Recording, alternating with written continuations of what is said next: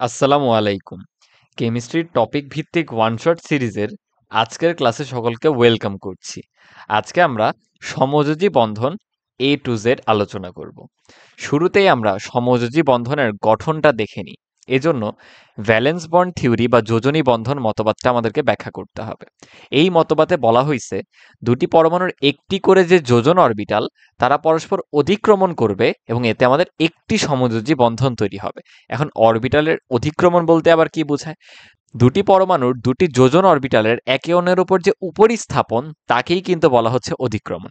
তাহলে আমরা যদি একটু হাইড্রোজেন অণুর গঠনটা দেখি, এক্ষেত্রে আমাদের হাইড্রোজেনের ইলেকট্রন বিন্যাসে এস অরবিটালে একটি বিজোড় ইলেকট্রন রয়েছে।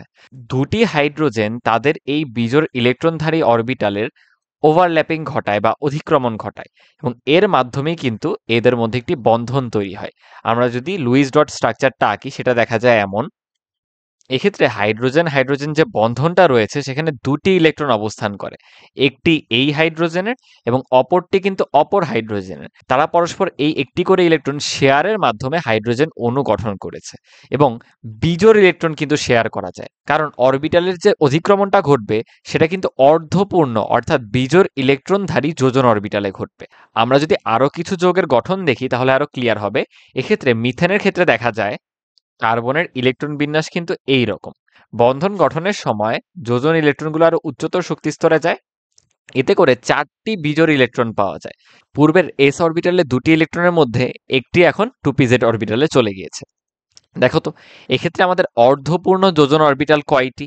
একটি, দুইটি, তিনটি, চারটি। অর্থাৎ কার্বনের যোজন এক্ষেত্রে 4 হিসেবে গণ্য হবে এবং এই চারটি অরবিটাল হাইড্রোজেনের 1s1 অরবিটালের সাথে ওভারল্যাপিং করবে বা অধিক্রমণ করবে, করার মাধ্যমে সমযোজী বন্ধন তৈরি করবে। এবং সেই CH4 এর স্ট্রাকচারটা দ্বারা এরকম। কার্বন তার 4টি ইলেকট্রন শেয়ার করে 4টি হাইড্রোজেনের সাথে একটি একটি করে, এবং প্রত্যেকটি বন্ধন কিন্তু এক জোড়া ইলেকট্রনকে বোঝায়, এজন্য এদেরকে বলা হয় বন্ধন জোড়। তাহলে এতক্ষণে আমরা ক্লিয়ার হয়ে যাওয়ার কথা যে সমযোজী বন্ধন গঠনের জন্য আমাদের এরকম অর্ধপূর্ণ যোজন অরবিটাল লাগবে, অথবা অরবিটালে এরকম বিজোড় ইলেকট্রন থাকতে হবে। রাইট? চলো আমরা পানির গঠনে অক্সিজেনের ইলেকট্রন বিন্যাসটা একটু করে ফেলি। এক্ষেত্রে দাঁড়াচ্ছে আমাদের 2p-x অরবিটালে দুটি ইলেকট্রন, 2p-y এ একটা এবং 2p-z এ একটা। অক্সিজেনের 2d উপশক্তি স্তর সম্ভব নয় বলে সে চাইলেও কিন্তু এই 2s অরবিটালের ইলেকট্রন জোড়কে আনপেয়ার্ড বা বিজোড় অবস্থায় করতে পারে না। তাহলে আমরা দেখতে পাচ্ছি অক্সিজেনের বিজোড় ইলেকট্রনধারী যোজন অরবিটাল কিন্তু আমার দুইটি। এই কারণেই অক্সিজেন দেখো দুটি হাইড্রোজেনের 1s1 এর সাথে ইলেকট্রন জোড় ইলেকট্রন শেয়ারের মাধ্যমে সমযোজী বন্ধন গঠন করতেছে এবং এক্ষেত্রে স্ট্রাকচারটা দাঁড়াচ্ছে এরকম। আমাদের অক্সিজেন এভাবে দুটি হাইড্রোজেনের সাথে বন্ধন গঠন করতেছে, বাকি দুই জোড়া ইলেকট্রন কিন্তু মুক্ত জোড় হিসেবে অবস্থান করতেছে, তারা বন্ধন গঠনে অংশগ্রহণ করতেছে না। এবার আসলে আমরা একটু PCl5 এর গঠনটা লক্ষ্য করি। তার জন্য ফসফরাসের ইলেকট্রন বিন্যাস করলে দাঁড়ায়, ফসফরাসের ক্ষেত্রে কিন্তু আমাদের 3d উপশক্তি স্তর পসিবল। এই কারণে বন্ধন গঠনের সময় ফসফরাসের এই 3s অরবিটালের দুটি ইলেকট্রনের মধ্যে একটি আনপেয়ার্ড অবস্থায় বা বিজোড় অবস্থায় 3d উপশক্তি স্তরে চলে যাবে। তাহলে এক্ষেত্রে লক্ষ্য করো আমাদের ফসফরাসের অর্ধপূর্ণ যোজন অরবিটাল দাঁড়াচ্ছে কিন্তু 5টি। এই কারণেই সে 5টি ক্লোরিনের সাথে বন্ধন করতেছে এবং প্রত্যেকটি বন্ধন কিন্তু রিপ্রেজেন্ট করে এক জোড়া ইলেকট্রনকে, বা এদেরকে বলা হয় বন্ধন জোড়, যার মধ্যে একটি ফসফরাসের নিজের এই যে 3d-xy অরবিটাল হতে পারে, অপরটি ক্লোরিনের। পূর্বের উদাহরণ দুটিতে আমাদের হাইড্রোজেনের অর্ধপূর্ণ যোজন অরবিটাল হিসেবে ছিল 1s1, বাট এক্ষেত্রে থাকা ক্লোরিনের ক্ষেত্রে বিষয়টা কেমন ভাই, যদি একটু তোমাদেরকে ব্যাখ্যা করি। দেখো, ক্লোরিনের ইলেকট্রন বিন্যাস করলে দেখা যাবে ক্লোরিনের একটি মাত্র অর্ধপূর্ণ যোজন অরবিটাল রয়েছে। দেখো, 3p-z যে অরবিটালটা সেটা। এই কারণে ক্লোরিনের যোজনী কিন্তু এক্ষেত্রে এক হিসেবে বিবেচিত হয়েছে এবং একটি ক্লোরিন একটি ইলেকট্রনই শেয়ার করে সমযোজী বন্ধন গঠন করছে, বা এই অরবিটাল অধিক্রমণ বা ওভারল্যাপিং এর মাধ্যমে ফসফরাসের সাথে সমযোজী বন্ধন গঠন করেছে। তাহলে আমাদের সমযোজী বন্ধনের ক্ষেত্রে যোজনী বন্ধন মতবাদ এটাই বলতেছে যে পরমাণুর শেষ শক্তি স্তরে বা যোজনী শেলে অর্ধপূর্ণ যতগুলো যোজন অরবিটাল থাকবে সে ঠিক ততগুলো সমযোজী বন্ধন করতে পারবে। এদের পরস্পর অধিক্রমণ ঘটবে বা একে অপরের উপর উপরিস্থাপন ঘটবে, তার মাধ্যমে সমযোজী বন্ধন গঠন হবে। ক্লিয়ার? এখন আমরা চলো এই সমযোজী বন্ধনের প্রকারভেদ দেখে নিই। আচ্ছা, আমাদের সমযোজী বন্ধন আসলে দুই প্রকৃতির হতে পারে, সিগমা বন্ধন এবং পাই বন্ধন। কোনটা দ্বারা কি বোঝায় তার জন্য চলো আমরা একটু নাইট্রোজেন অণুর গঠনটা দেখে নিই। নাইট্রোজেন অণুর গঠনের জন্য আমি যদি নাইট্রোজেনের ইলেকট্রন বিন্যাসটা করি তাহলে লক্ষ্য করো নাইট্রোজেনের কিন্তু 3টি অর্ধপূর্ণ যোজন অরবিটাল রয়েছে। তাহলে যখন আমরা নাইট্রোজেন অণু গঠন করতেছি, হুবহু এই নাইট্রোজেনের মতো অপর আরেকটি নাইট্রোজেন এই অর্ধপূর্ণ যোজন অরবিটালের ওভারল্যাপিং বা অতিক্রমণ করবে। তার মাধ্যমে দেখো সমযোজী বন্ধন তৈরি হবে। অর্থাৎ এক্ষেত্রে নাইট্রোজেন নাইট্রোজেন ট্রিপল বন্ধন আমরা দেখতে পাবো। 2p উপশক্তি স্তরে 3টি অরবিটালই যোজন অরবিটাল বলে তারা ওভারল্যাপিং এর মাধ্যমে এই বন্ধন গঠন করতেছে। আর এই বন্ধন গঠনটা আমরা যদি ত্রিমাত্রিক আকারে চলে যাই তাহলে দেখা যায়, ধরো এই অক্ষটা হচ্ছে আমাদের এক্স অক্ষ, তাই একটা নাইট্রোজেন পরমাণুর 2p এক্স অরবিটাল কিন্তু এই অক্ষ বরাবর অবস্থান করতেছে। একইভাবে এর লম্ব বরাবর আছে হচ্ছে আমাদের ওয়াই অক্ষ, যেখানে দুটি পরমাণুরই 2p ওয়াই অরবিটাল রয়েছে, এবং এই এক্স ও ওয়াই তলের লম্ব বরাবর আছে আমাদের জেড অক্ষ, যেখানে 2p জেড অরবিটালরা রয়েছে। এক্ষেত্রে দুটি নাইট্রোজেনের 2p এক্স অরবিটালের পরস্পর মুখোমুখি ওভারল্যাপিংটা হচ্ছে এখানে। এই ওভারল্যাপিং হওয়ার পরে চাইলেও 2p ওয়াই এবং 2p জেড সরাসরি ওভারল্যাপিং বা সামনাসামনি ওভারল্যাপিং করতে পারবে না। এই জন্য তারা সমান্তরালে বা এভাবে পাশাপাশি বন্ধনটা গঠন করতেছে। দেখো 2p জেড অরবিটালের মধ্যে, একইভাবে এই দিকে দেখো 2p ওয়াই এবং 2p ওয়াই অরবিটালের মধ্যে বন্ধন গঠন হচ্ছে। অর্থাৎ নাইট্রোজেন নাইট্রোজেন এই ট্রিপল বন্ধন গঠনের সময় একমাত্র 2p এক্স যে অরবিটালটা সেটা একদম মুখোমুখি বা সরাসরি অতিক্রমণ করতে পারতেছে, বাট বাকি দুটি অরবিটাল 2p ওয়াই বা 2p জেড অরবিটাল বরাবর কিন্তু সেটা পাশাপাশি বা সমান্তরাল অতিক্রমণ হচ্ছে। এক্ষেত্রে তাহলে আমরা ডিফারেন্স দেখতে পাচ্ছি বন্ধন গঠনে। আমরা যখন এরকম মুখোমুখি সমযোজী বন্ধন হতে দেখব বা মুখোমুখি ওভারল্যাপিং দেখব, এটাকে বলা হয় হচ্ছে আমাদের সিগমা বন্ধন। আর অপরদিকে যখন এরকম পাশাপাশি বা সমান্তরালে ওভারল্যাপিং হচ্ছে, সেটাকে বলা হয় হচ্ছে পাই বন্ধন। তাহলে নাইট্রোজেন নাইট্রোজেন যে ট্রিপল বন্ধন হচ্ছে, এই বন্ধনের প্রথম বন্ধনটি হচ্ছে সিগমা বন্ধন, বাট পরের দুটি কিন্তু পাই বন্ধন হিসেবে বিবেচিত। বুঝতে পারছি। এক্ষেত্রে দেখো ডেফিনেশনটা সেভাবেই দেওয়া হয়েছে যে সিগমা বন্ধন বলতে বোঝায় আমাদের অর্ধপূর্ণ যোজন অরবিটালগুলোর সামনাসামনি বা মুখোমুখি অতিক্রমণ হবে। অপরদিকে পাই বন্ধনের বেলায় সেটা হয়ে যাবে পাশাপাশি বা সমান্তরালে। কেননা তোমরা দেখতে পাচ্ছ নাইট্রোজেন অণুর গঠনে যে একটি অক্ষ বরাবর যখন মুখোমুখি অতিক্রমণ হয়ে যাচ্ছে, তখন চাইলেও ওয়াই এবং জেড অক্ষ বরাবর মুখোমুখি অতিক্রমণ সম্ভব না। তারা তো এই অক্ষের লম্বভাবে বিরাজ করতেছে, তাই তাদের কিন্তু শুধুমাত্র পাশাপাশি অতিক্রমণটাই পসিবল হচ্ছিল। বুঝতে পারছি। এই কারণেই দেখো বলা হচ্ছে দুটি পরমাণুর মধ্যে বন্ধন গঠনে প্রথম বন্ধনটা সবসময় হবে আমাদের সিগমা বন্ড, আর তারপরে আরো দুটি বন্ধন যেগুলো হতে পারে তারা হবে কিন্তু পাই বন্ধন। এবং খুবই ক্লিয়ার, যেহেতু সিগমা বন্ডটা একদম মুখোমুখি হচ্ছে, এই বন্ধনটা তুলনামূলক স্ট্রঙ্গার পাই বন্ধনের থেকে। তাহলে আমরা বলতে পারি বন্ড স্ট্রেন্থের দিক দিয়ে কিন্তু সিগমা বন্ধন বেশি স্ট্রং পাই বন্ধনের থেকে।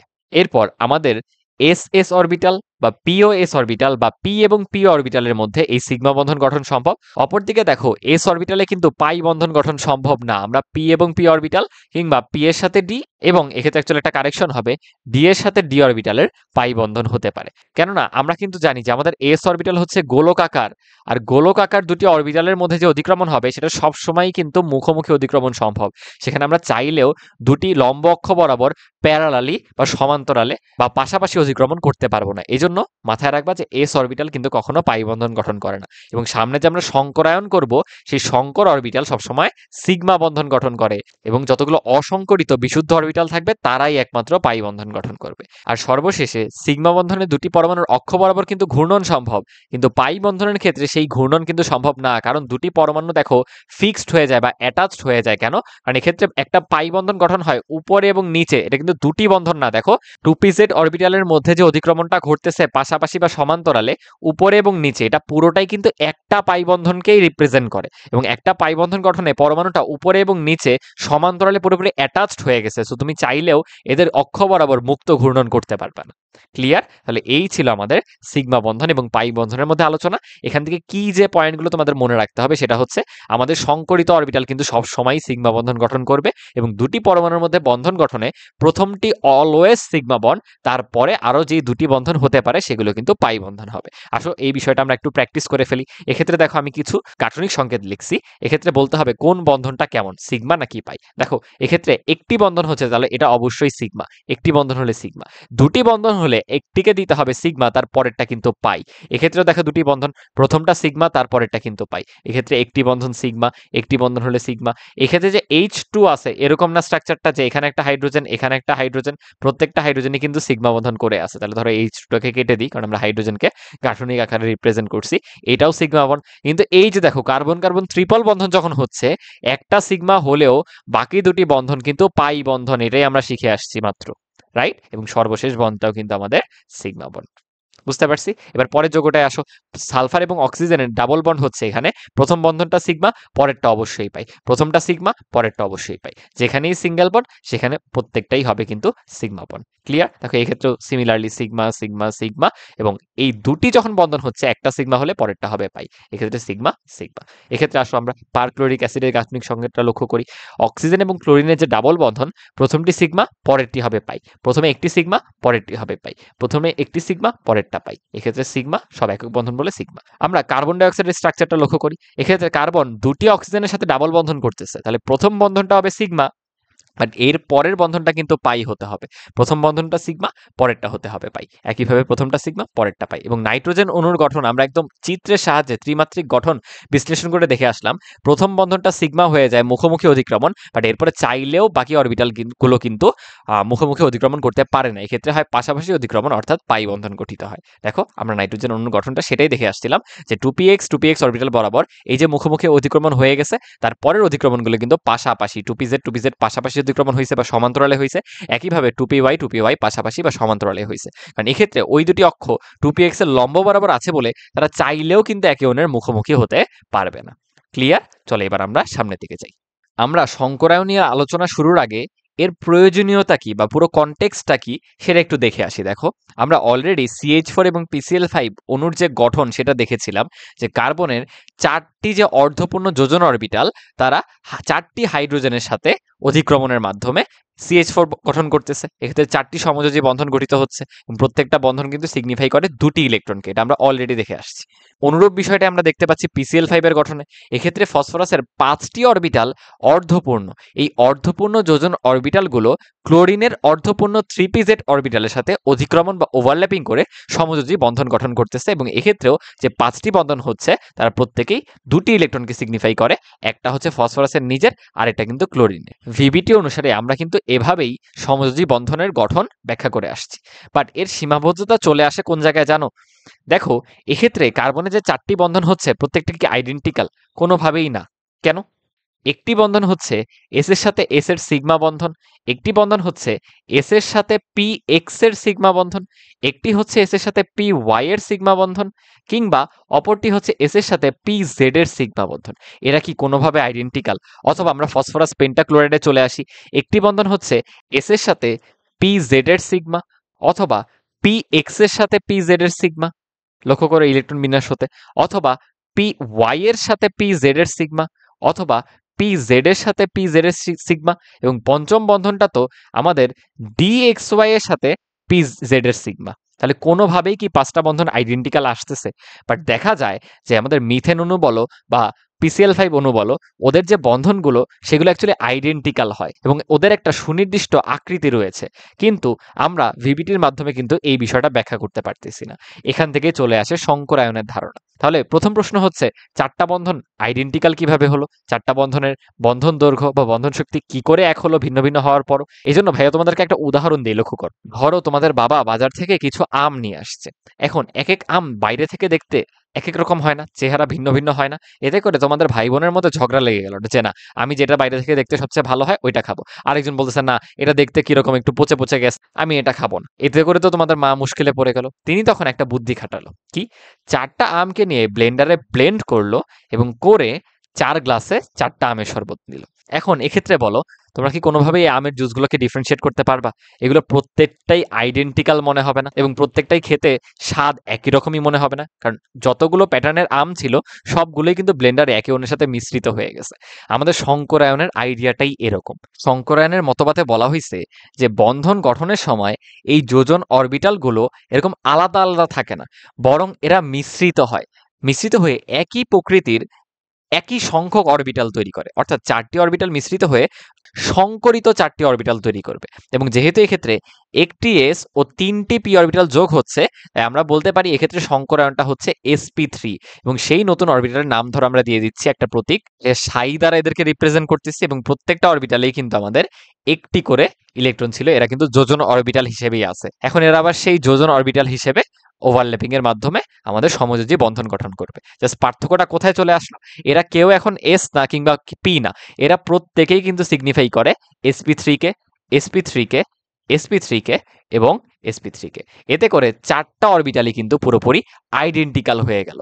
প্রত্যেকটা আমের জুস যেরকম 4টা আমকেই ধারণ করত, তেমনি প্রত্যেকটা অরবিটালের মধ্যে একই প্রকৃতির ধর্ম থাকবে, প্রত্যেকের মধ্যেই একটা s এবং 3টা p মিশ্রিত হয়ে আছে। তাহলে সংকরায়নের কনসেপ্টটা হচ্ছে আসলে এই রকম। ক্লিয়ার? চলো এবার আমরা সামনের দিকে যাই। দেখো ভাইয়া, কিন্তু এটাই বলতেছিলাম, আমাদের যোজ্যতা স্তরের যে অরবিটাল সমূহ তারা কিন্তু বিভিন্ন শক্তি সম্পন্ন, কিন্তু তারা পরস্পর মিশ্রিত হয়ে সমশক্তির অরবিটাল তৈরি করবে এবং তারা কিন্তু সমসংখ্যক অরবিটালও তৈরি করবে। দেখো আমরা 4টা অরবিটালকে মিশ্রিত করে 4টি অরবিটালই পাইছিলাম সংকর, তাই না? এবং এই যে ভিন্ন শক্তির অরবিটালগুলো একত্রে মিশ্রিত হয়ে সমসংখ্যক ও সমশক্তির অরবিটাল তৈরি করতেছে, এই প্রক্রিয়াকে আমরা বলতেছি সংকরায়ন, এবং এর মাধ্যমে তৈরি হওয়া অরবিটালগুলোকে বলা হয় সংকর অরবিটাল। এবং মনে রাখবা, আমাদের মুক্তজোড় ইলেকট্রন ধারণকারী অরবিটাল এবং সিগমা বন্ধনকারী অরবিটাল এরাই কিন্তু সংকরায়নে অংশগ্রহণ করবে। তাহলে কোনো একটা অরবিটাল যদি পাই বন্ধন গঠন করে, সে কিন্তু সংকরায়নে অংশগ্রহণ করবে না, তার অরবিটালটা এসে মিশ্রিত হবে না। এর রিজনটা কি, এটা একটু তোমাদের চিন্তা করার জন্য ভাইয়া রাখলাম, ঠিক আছে? এরপর দেখো ভাইয়া, তোমাদের কাছে উল্লেখ করছিলাম যে প্রত্যেকটা যৌগের অণুরই কিন্তু একটা সুনির্দিষ্ট ত্রিমাত্রিক গঠন আছে, সেটা আমরা ভিভিটি দিয়ে ব্যাখ্যা করতে পারতেছিলাম না, বাট সংকরায়নের সাহায্যে এখন আমরা ব্যাখ্যা করতে পারবো। কিভাবে? ওই যে সংকর অরবিটালগুলো তৈরি হলো, তারা কি ইলেকট্রন ধারণকারী না, তাহলে পরস্পর সমধর্মী চার্জ কিন্তু বিকর্ষণ করবে। এই কারণে এরা পরস্পরকে বিকর্ষণ করে ত্রিমাত্রিকভাবে একটা সিমেট্রিক্যাল শেপে চলে আসে, যার মাধ্যমে এরা স্থিতিশীলতা লাভ করে, এবং সেটাকে আমরা বলি ওদের সুনির্দিষ্ট একটা 3D শেপ। বুঝতে পারছি? তাহলে দেখো, সংকরণের মাধ্যমে আমাদের দুটি ইস্যু সলভ হয়ে গেল। কি? আমরা প্রথমে বলতেছিলাম যে আল্লাহ, এক্ষেত্রে বন্ধনগুলো তো আমাদের আইডেন্টিক্যাল হচ্ছে না, সেটাও হয়ে গেল। ওরা সবাই মিশ্রিত হয়ে আইডেন্টিক্যাল অরবিটাল ফর্ম করতেছে, সেই অরবিটালগুলো দিয়ে যে বন্ধন তৈরি হবে সেগুলো কিন্তু সব আইডেন্টিক্যাল বা একই ধাঁচের হবে, একই প্রকৃতির হবে, ধর্মগুলো সব সেম হবে। একইভাবে আমরা যোগের যে সুনির্দিষ্ট ত্রিমাত্রিক গঠন পাওয়া যায়, সেটারও একটা রিজন কিন্তু পেয়ে গেলাম। ক্লিয়ার? সামনে দেখো, আমরা যে কোনো যোগের সংকরায়ন কি হবে সেটা খুব সহজেই এই ফর্মুলার মাধ্যমে বের করে ফেলতে পারবো। আপাতত জাস্ট এটা মনে রেখে দাও, সামনে দেখবে আমরা বের করব যে একটা পরমাণুর যোজনী শক্তি স্তরে কতগুলো লোন পেয়ার বা মুক্তজোড় ইলেকট্রন আছে এবং সে কতগুলো সিগমা বন্ধন করতেছে, এর সামেশনটাই হবে সংকর অরবিটাল সংখ্যা। এর মিনিং কি? যদি আমার সামেশনটা হয় 2, অর্থাৎ তখন সংকরায়নটা হবে sp, কারণ এক্ষেত্রে দুটি অরবিটাল অংশগ্রহণ করতেছে, s এবং p। যদি হয় 3, তখন আরো একটি p এসে অংশগ্রহণ করবে, s এবং p দুইটা, তাই sp2 লেখা হয়। যদি 4টি অরবিটাল হয়, তখন হবে কি s এবং p এর 3টা sp3। যদি সংখ্যাটা 5 আসে, তখন দেখো p তো আর অ্যাভেলেবেল নাই, সো তখন দাঁড়াচ্ছে sp3 এবং অপরটা হচ্ছে d থেকে আসবে। যদি 6টা হয়, তখন বুঝতেই পারতেছো sp3d2, এবং 7টা হলে কিন্তু sp3d3। আমরা এখন এই প্রত্যেকটা সংকরায়ন ধরে ধরে বের করব, বিভিন্ন যোগের এক্সাম্পল দেখব, এবং যে কোনো যোগ দেওয়া থাকলে তার সংকরায়নটা কিভাবে বের করতে হয়, তার আকৃতি কি হবে, সেটা এখন ব্যাখ্যা করব। ঠিক আছে, চলো সামনে যাই। আচ্ছা, শুরুতে আমরা যদি এসপি সংকরণ নিয়ে আলোচনা করি, ভাই একটা উদাহরণ নিচ্ছি হচ্ছে বেরিলিয়াম ক্লোরাইড। মানে এক্ষেত্রে তোমাদের প্রথমেই কোয়েশ্চেন চলে আসা উচিত, ভাইয়া সংকরায়ন তো আমাদের সমযোজী যৌগের ক্ষেত্রে খাটে, তাহলে বেরিলিয়াম তো একটা ধাতু, আমরা তো জানি দুটি অধাতব পরমাণুর মধ্যে সমযোজী বন্ধন গঠন হয়, তাহলে কিভাবে বেরিলিয়াম ক্লোরাইড সংকরায়ন করতে পারে? আসলে দেখো, আমরা ফাজানের নীতিতে পড়ে আসছিলাম যে বেরিলিয়ামের আকার কিন্তু তুলনামূলকভাবে অনেক ছোট, তাই বেরিলিয়াম 2+ আয়ন আকারে ও যখন যৌগ গঠন করতেছে, তখন অনেক অধিক পরিমাণে পোলারায়ন ঘটবে, ও আয়নিক যৌগ গঠন করলেও সেখানে পোলারায়ন অনেক অধিক পরিমাণে ঘটবে, যার কারণে যৌগটা কিন্তু কমপ্লিটলি সমযোজী যৌগে কনভার্ট হবে। এবং আমরা ফাজানের নীতিতে পড়ে আসছি, এই কারণেই কিন্তু বেরিলিয়ামের প্রত্যেকটা যৌগই সমযোজী বলে বিবেচিত হয়। বুঝতে পারছি? এবার চলো আমরা বেরিলিয়াম ক্লোরাইডের সংকরণ ব্যাখ্যা করার জন্য কেন্দ্রীয় মূল বেরিলিয়ামের ইলেকট্রন বিন্যাসটা করে ফেলি বন্ধন গঠনের সময় উত্তেজিত অবস্থায়। লক্ষ্য করো, এক্ষেত্রে আমাদের দুটি অর্ধপূর্ণ যোজন অরবিটাল আছে না, এবং আমরা জানি ক্লোরিনের যোজ্যতা কিন্তু 1, অর্থাৎ দুটি ক্লোরিন একটি করেই বন্ধন গঠন করবে বেরিলিয়ামের সাথে, অর্থাৎ সিঙ্গেল বন্ড হওয়ার কারণে দুটিই কিন্তু সিগমা বন্ড। তাহলে আমরা বলতে পারি কি, যে এই দুটি অরবিটালই কিন্তু সংকরায়নে অংশগ্রহণ করবে, কারণ আমরা দেখে আসছি যে আমাদের মুক্তজোড় ইলেকট্রন ধারণকারী এবং সিগমা বন্ধন গঠনকারী অরবিটালগুলো সংকরায়নে অংশগ্রহণ করে, তাই না? তাহলে এক্ষেত্রে এই এস এবং পি দুটি অরবিটাল মিশ্রিত হয়ে এসপি সংকরায়ন করতেছে, এবং সেই সংকরিত অরবিটালকে ভাই যদি সাই দ্বারা রিপ্রেজেন্ট করি, এই অবস্থায় ইলেকট্রন বিন্যাসটা দাঁড়াবে, আমরা এখন বুঝেছি হাইব্রিডাইজড অবস্থায়, তাই এইচ দিলাম। আমাদের প্রথম অরবিটালটা সাই 1, পরেরটা হচ্ছে সাই 2, এবং দুটিতেই কিন্তু বিজোড় ইলেকট্রন ছিল একটি একটি করে, এই 1 1 প্রত্যেকে রিপ্রেজেন্ট করতেছে একটা যোজন অরবিটাল। জাস্ট ওরা মিশ্রিত হয়ে সংকর অরবিটাল তৈরি করছে, দুইজনের মধ্যেই এস এবং পি এর সমান ক্যারেক্টার আছে। বুঝতে পারছি কিনা? এক্ষেত্রে যোগের আকৃতিটা কেমন হবে? এক্ষেত্রে যোগের আকৃতিটা অ্যাকচুয়ালি হবে সরল রৈখিক। ভাইয়া দেখো বলছিলাম এই সংকরিত অরবিটালগুলো পরস্পরকে বিকর্ষণ করবে, এমনভাবে ত্রিমাত্রিকভাবে অবস্থান করবে যেন এরা স্থিতিশীল হতে পারে বা সর্বাধিক মাত্রায় সিমেট্রিক্যাল আকারে থাকতে পারে। এবং চিন্তা করো, দুটি অরবিটাল পরস্পর থেকে ঠিক বিপরীতে 180 ডিগ্রি কোণে থাকলেই তো এদের মধ্যে সেই সিমেট্রিটা দেখা যাবে। এই কারণে আমরা সরলরৈখিক শেপ পাবো, এবং এক্ষেত্রে যে বন্ধন কোণটা সেটা দেখো, দুটি অরবিটাল ঠিক পরস্পরের বিপরীত দিকে, অর্থাৎ বন্ধন কোণটা কিন্তু 180 ডিগ্রি, এবং বন্ধন কোণটা খুবই গুরুত্বপূর্ণ, এটা ভালো মতো মাথায় রাখতে হবে। ক্লিয়ার? তাহলে এভাবে আশা করি তোমরা এসপি সংকরায়নের যে কোনো উদাহরণ নিজেরা সলভ করতে পারবা। চলো আমরা পরের সংকরায়নে চলে যাই। sp2 সংকরায়ন ব্যাখ্যা করার জন্য ভাইয়া দেখো উদাহরণ হিসেবে নিচ্ছি BF3। এক্ষেত্রে যে কেন্দ্রীয় মূল আমাদের বোরন, তার ইলেকট্রন বিন্যাস দ্বারায় উত্তেজিত অবস্থায় বন্ধন গঠনের সময় 1s2, 2s1, 2px1 এবং 2py1। দেখো তো এক্ষেত্রে আমাদের তিনটি অর্ধপূর্ণ যোজন অরবিটাল আছে না, এবং ফ্লোরিনের যোজনীয় তো আমাদের এক, অর্থাৎ তিনটি ফ্লোরিন কিন্তু বোরনের সাথে অ্যাকচুয়ালি একক বন্ধনই গঠন করবে, অর্থাৎ তিনটি অরবিটালই কিন্তু সিগমা বন্ধন গঠনে অংশগ্রহণ করতেছে। তাহলে আমরা কি বলতে পারি যে এরা তিনজনই অ্যাকচুয়ালি সংকরায়নে অংশগ্রহণ করবে, এবং এক্ষেত্রে যেহেতু একটা এস ও দুইটা পি, তাহলে সংকরায়নটা দাঁড়াচ্ছে কিন্তু sp2 সংকরায়ন। ক্লিয়ার কিনা? এবং সেটাকে ধরো ভাইয়া সাই দিয়ে রিপ্রেজেন্ট করলাম, তাহলে আমাদের সংকরিত অবস্থায় ইলেকট্রন বিন্যাসটা দাঁড়াবে হাইব্রিডাইজ সিচুয়েশনে 1s2 এবং তিনটি অরবিটাল, একটা সাই 1, একটা সাই 2 এবং একটা সাই 3, প্রত্যেকেই যেহেতু যোজন ইলেকট্রনধারী ছিল, তাই একটা একটা করে বিজোড় ইলেকট্রন দেখো ভাইয়া দিয়ে দিলাম। ক্লিয়ার? এবং এক্ষেত্রে আমাদের শেপটা কি হবে বলতো? তিনটি অরবিটাল পরস্পর থেকে সবচেয়ে বেশি সিমেট্রিক্যাল থাকতে পারে যদি এর একটা ত্রিভুজের মতো ত্রিভুজের তিন শীর্ষে থাকে, অর্থাৎ পরস্পর 120 ডিগ্রি কোণে একই তলের মধ্যে থাকে। তাই এক্ষেত্রে শেপটা দাঁড়ায় সমতলীয় ত্রিভুজাকার। অর্থাৎ আমরা একটা খাতার মধ্যে এই শেপটা আঁকতে পারবো, একটা খাতার মধ্যে আমরা ত্রিভুজ এঁকে এই শেপটা কিন্তু দিতে পারবো। দেখো একই তলের মধ্যেই কিন্তু এই তিনজন আছে, কেউ কিন্তু খাতার বাহিরে না, খাতার মধ্যে আমি এই তিনজনকে আঁকতে পারতেছি। এবং এক্ষেত্রে অ্যাঙ্গেলটা কত বলতো? প্রত্যেকের মাঝে বন্ধন কোণ কিন্তু 120 ডিগ্রি, একই তলে থেকে বলা হচ্ছে সমতলীয়, এবং আকৃতিটা কিন্তু ত্রিভুজাকার বা ত্রিকোণীয় তোমরা বলতে পারো। চলো আমরা পরের সংকরায়নে চলে যাই। এক্ষেত্রে দেখো আমাদের সব থেকে বেশি গুরুত্বপূর্ণ sp3 সংকরায়ন নিয়ে আমরা আলোচনা করব। উদাহরণ হিসেবে আমাদের সেই চিরপরিচিত মিথেন CH4, এবং উত্তেজিত অবস্থায় কার্বনের ইলেকট্রন বিন্যাসটা এমন। এবং আমরা সকলেই জানি এক্ষেত্রে প্রত্যেকটি বন্ধনই একক বন্ধন, অর্থাৎ সিগমা বন্ধন। তাহলে এক্ষেত্রে চারটি যোজন অরবিটালই কিন্তু সংকরায়নে অংশগ্রহণ করবে, এবং আমাদের কাঙ্ক্ষিত সংকরায়নটা এক্ষেত্রে হবে sp3 সংকরায়ন। তাহলে হাইব্রিডাইজড অবস্থায় ইলেকট্রন বিন্যাস কি দাঁড়াচ্ছে? 1s2, দেন সাই 1, সাই 2, সাই 3 ও সাই 4, কেননা প্রত্যেকেই sp3 অরবিটালকে রিপ্রেজেন্ট করে, এবং প্রত্যেকটাতেই একটা করে বিজোড় ইলেকট্রন ছিল। এরাই কিন্তু আমাদের হাইড্রোজেনের সাথে সিগমা বন্ধন গঠন করছে। আগের যৌগগুলোতেও দেখো এক্ষেত্রে এরাই ফ্লুরিনের সাথে সিগমা বন্ধন গঠন করছে তিনটা অরবিটাল দিয়ে, এক্ষেত্রে ক্লোরিনের সাথে দুইটা সিগমা বন্ধন গঠন করছে। বুঝতে পারছি? এখন ভ্যাকে বলতো এক্ষেত্রে আকৃতিটা কি হবে? এক্ষেত্রে আকৃতিটা দাঁড়ায় চতুস্তলকীয় আকৃতি, অর্থাৎ আমরা টোটাল 4টা তল বের করতে পারবো। তুমি যদি ওকে ভূমিতে রাখো তাহলে দেখবা ট্রাইপডের মতো 3 দিকে 3টা পা দিয়ে দাঁড়ায় আছে, এবং ঠিক লম্ব বরাবর ওই তলের উপরের দিকে আরেকটা বন্ধন আছে। এটাকে বলা হয় চতুস্তলকীয় শেপ। এবং এক্ষেত্রে যে বন্ধন কোণটা খুবই গুরুত্বপূর্ণ, 109 ডিগ্রি 28 মিনিট। তোমাদের মনে হওয়ার কথা ভাইয়া শুরুরটা হয়েছে 180, এরপরটা হয়েছে 120, এবার 90 হওয়ার কথা ছিল না? বর্গাকারে 4টা থাকলেই তো সিমেট্রি হয় না। 3D-তে এইভাবে চতুস্তলক অবস্থায় থাকলে ও সব থেকে বেশি সিমেট্রিক্যাল হয়। বুঝতে পারছি? sp3 সংকরায়নটা বেশি গুরুত্বপূর্ণ, তাই আসলে আমরা এক্ষেত্রে আরো দুইটা এক্সাম্পল দেখব। আমরা একটু যদি অ্যামোনিয়া অণুর গঠনটা দেখি তাহলে লক্ষ্য করো, কেন্দ্রীয় পরমাণু নাইট্রোজেনের ইলেকট্রন বিন্যাস হচ্ছে, নাইট্রোজেন চাইলেও এই s অরবিটালের ইলেকট্রনকে আনপেয়ার্ড অবস্থায় নিতে পারে না, কারণ ওর কিন্তু 2D উপশক্তি স্তর অ্যাভেলেবল নাই, রাইট? দেখো এক্ষেত্রে তিনটি যোজন অরবিটাল অ্যাভেলেবল, এবং আমরা সকলেই জানি নাইট্রোজেনের সাথে একযোজী হাইড্রোজেন কিন্তু তিনটি বন্ধন করতেছে, এবং একটা আমাদের মুক্তজোড় হিসেবে রয়ে যাচ্ছে। দেখো এই হচ্ছে আমাদের সেই মুক্তজোড়, এই যে। এবং বাকি তিনটি কিন্তু সিগমা বন্ধন, একক বন্ধন বলে। তাহলে এই 4টি অরবিটালই কিন্তু সংকরণে অংশগ্রহণ করবে, কারণ আমরা শিখে আসছি মুক্তজোড় ধারণকারী অরবিটাল এবং সিগমা বন্ধন গঠনকারী অরবিটালগুলোই কিন্তু সংকরণে অংশগ্রহণ করে। তাহলে এক্ষেত্রে আমাদের সংকরণটা দাঁড়াচ্ছে কিন্তু sp3। এই sp3 সংকরণ, যাদেরকে ভাইয়া যদি সাই দিয়ে রিপ্রেজেন্ট করি, এবং এক্ষেত্রে ভাইয়া হাইব্রিডাইজড অবস্থায় যদি ইলেকট্রন বিন্যাসটা করি তাহলে দাঁড়াচ্ছে সাই 1, সাই 2, সাই 3, সাই 4। কেন? টোটাল 4টা অরবিটাল আমরা পাচ্ছি sp3 সংকরণের মাধ্যমে। এক্ষেত্রে প্রথমটায় মুক্তজোড় 2টি ইলেকট্রন অ্যাভেলেবল, পরের গুলায় কিন্তু যোজন ইলেকট্রন, অর্থাৎ একটি করে বিজোড় ইলেকট্রন অ্যাভেলেবল। ক্লিয়ার?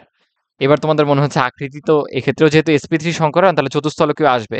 আর আসলে এক্ষেত্রে কিন্তু আকৃতিটা চতুস্থলকীয় আসবে না, কারণ মুক্তজোড় যে ইলেকট্রন সেটা আমরা যোগের শেপে দেখতে পাই না। সো এক্ষেত্রে আকৃতিটা চেঞ্জ হয়ে যাবে, আর এটা আমরা সামনে ব্যাখ্যা করব VSEP এর থিওরিতে। এখন এটা একটু ইগনোর করো, আকৃতিটা আমরা পরে আসতেছি মুক্তজোড় থাকলে কি হয়। আসলে আমরা আরো একটি উদাহরণ নিচ্ছি, H2O। এক্ষেত্রে কেন্দ্রীয় মূল অক্সিজেনের ইলেকট্রন বিন্যাস কিরকম বলতো? অক্সিজেনের এই দুটি অরবিটাল কিন্তু সবসময় দুটি মুক্ত জোড় রেখে দেয়, কারণ এরা চাইলেও 2D উপশক্তি স্তর নেই বলে বিজোড় অবস্থায় যেতে পারে না। এবং একটু মনে করে দেখো তো, হাইড্রোজেন যেহেতু একযোজী, অর্থাৎ দুটি হাইড্রোজেন বন্ধন করবে একটা করে, আর বাকি দুটি মুক্ত জোড় আকারে রয়ে যাবে। তাহলে লক্ষ্য করো তো, এক্ষেত্রে 4টি অরবিটালই কি আমার সংকরণে অংশগ্রহণ করবে না? কারণ এরা দুইজন হচ্ছে আমাদের লোন পেয়ার ধারণ করতেছে, আর বাকি দুটি অরবিটাল কিন্তু সিগমা বন্ধন গঠন করতেছে। তাহলে আমরা বলতে পারি এই 4টি যোজন অরবিটালই আমাদের সংকরণে অংশগ্রহণ করবে, যার কারণে সংকরণটা দাঁড়াচ্ছে একটা এস এবং 3টা পি, অর্থাৎ sp3 সংকরণ। এবং এদেরকে ভাই যদি সাই দ্বারা রিপ্রেজেন্ট করে অক্সিজেনের হাইব্রিডাইজড অবস্থায় ইলেকট্রন বিন্যাসটা লিখি, সেটা দাঁড়াবে এই যে, এক্ষেত্রে আমাদের সাই 1, সাই 2, সাই 3 ও সাই 4 টোটাল 4টি অরবিটাল থাকবে। প্রথম দুইটাতে কিন্তু মুক্ত জোড় রয়েছে একটি একটি করে দুটি, এবং শেষ দুইটা হচ্ছে অর্ধপূর্ণ যোজন অরবিটাল। ক্লিয়ার? চলো আমরা এবার পরের সংকরায়নে চলে যাই। sp3d সংকরায়ন ব্যাখ্যার জন্য আমরা উদাহরণ হিসেবে নিচ্ছি হচ্ছে PCl5। আমরা ক্লাসের শুরুতে এর গঠনটা ব্যাখ্যা করছিলাম। দেখো, উত্তেজিত অবস্থায় ফসফরাসের যে ইলেকট্রন বিন্যাস সেটা দাঁড়ায় নিয়ন অবধি 10, দেন 5টি বিজোড় অরবিটাল বা যোজন অরবিটাল যেখানে বিজোড় ইলেকট্রন আছে। এরা প্রত্যেকেই কি সংকরণে অংশগ্রহণ করবে? আসলে লক্ষ্য করি তো, ফসফরাসের সাথে একযোজী ক্লোরিনই বন্ধন গঠন করতেছে না ভাইকে বলতো। একযোজী ক্লোরিন 5টা বন্ধন গঠন করতেছে। তাহলে প্রত্যেকটা বন্ধনই যেহেতু একক বন্ধন, তাহলে এক্ষেত্রে প্রত্যেকটা বন্ধনই কিন্তু সিগমা বন্ড। আর আমরা জানি সিগমা বন্ধনকারী অরবিটালগুলোই কিন্তু সংকরণে অংশগ্রহণ করে, অর্থাৎ এক্ষেত্রে 5টি অরবিটালই সংকরণে অংশগ্রহণ করবে। অর্থাৎ একটা এস, 3টা পি এবং একটা ডি হয়ে দাঁড়াচ্ছে sp3d সংকরায়ন। একে যদি আমি সাই দ্বারা রিপ্রেজেন্ট করি এবং ইলেকট্রন বিন্যাসটা করতে চাই, সেটা দাঁড়াবে সাই 1, সাই 2, সাই 3, সাই 4, সাই 5, এবং এই 5টি অরবিটালের প্রত্যেকেই কিন্তু বিজোড় ইলেকট্রনধারী ছিল যোজন অরবিটাল হিসেবে। এই প্রত্যেকটাতে দেখো 1 1 1 দিয়ে দিল। এক্ষেত্রে শেপটা কিরকম হয় জানো? 5টি অরবিটালের 3টি থাকে একই তলে ত্রিভুজাকৃতির ন্যায়, দেখো একই তলে একটা খাতার মধ্যে আছে এরকম, আর বাকি দুটি ওই তলের উপরে লম্ব, খাড়াভাবে উপরে এবং নিচে। বুঝতে পারো কিনা ভাই? যদি একে একটু বোঝানোর চেষ্টা করি, দেখো আমাদের ফসফরাসের সাথে 3টা ক্লোরিন থাকবে একই তলে। এটা হচ্ছে একটা খাতার মতো তুমি কল্পনা করো। এই 3জন একই তলে আছে, ত্রিভুজাকার শেপ, আমরা sp2 তে যা দেখে আসছিলাম। কিন্তু বাকি দুটি অরবিটাল বা বাকি দুটি ক্লোরিনের সাথে বন্ধন হবে এই তলের সাথে লম্ব বরাবর, একটি উপরে এবং একটি হচ্ছে নিচে। ভের জায়গা কমে গেছে এই। তাহলে বলো তো এক্ষেত্রে আকৃতিটা কি আসবে?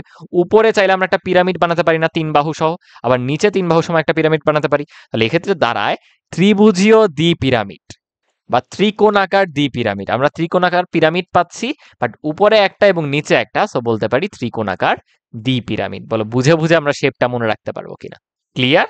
এবং এক্ষেত্রে যদি ভাই বন্ড অ্যাঙ্গেল গুলো বলি, দেখো তোমাদের বুঝে ফেলার কথা যে একই তলে যে 3টা আছে এদের মধ্যবর্তী কোণ কিন্তু 120, কারণ এরা দেখো ত্রিভুজাকৃতির মতো শেপে আছে একই তলে 120। আর উপরে নিচে, এই উপরেরটার সাথে এই তলের অ্যাঙ্গেল কিন্তু 90 ডিগ্রি, বা নিচেরটার সাথে এই তলের অ্যাঙ্গেল কিন্তু 90 ডিগ্রি। সো এক্ষেত্রে বন্ড অ্যাঙ্গেল আমরা দুটো পাচ্ছি, 120 ডিগ্রি এবং 90 ডিগ্রি। ক্লিয়ার? চলো আমরা sp3d2 তে চলে যাই। লক্ষ্য করো, এক্ষেত্রে ভাই উদাহরণ হিসেবে নিচ্ছি SF6 কে। বন্ধন গঠনের সময় উত্তেজিত অবস্থায় সালফারের ইলেকট্রন বিন্যাস যদি আমরা করে দেখি, তাহলে দেখো দাঁড়াচ্ছে নিয়ন অবধি 10, দেন আমাদের 5টি বিজোড় অরবিটাল, কারণ আগের উদাহরণে করা ফসফরাস এবং এই উদাহরণে সালফারের কিন্তু ডি উপশক্তি স্তর অ্যাভেলেবেল, সো চাইলেই কিন্তু ষষ্ঠ যোজ্যতাও প্রদর্শন করতে পারে।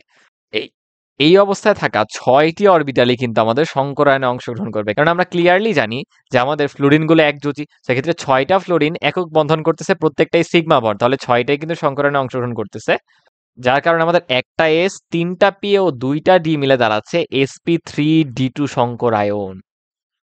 বুঝতে পারতেছি। এবং এদেরকে আমি সাই দ্বারা রিপ্রেজেন্ট করে যদি এক্ষেত্রে ইলেকট্রন বিন্যাসটা করি, আমাদের বোর্ড পরীক্ষা সিকিউতে কিন্তু এভাবে করে করেই লিখতে হবে অলওয়েজ।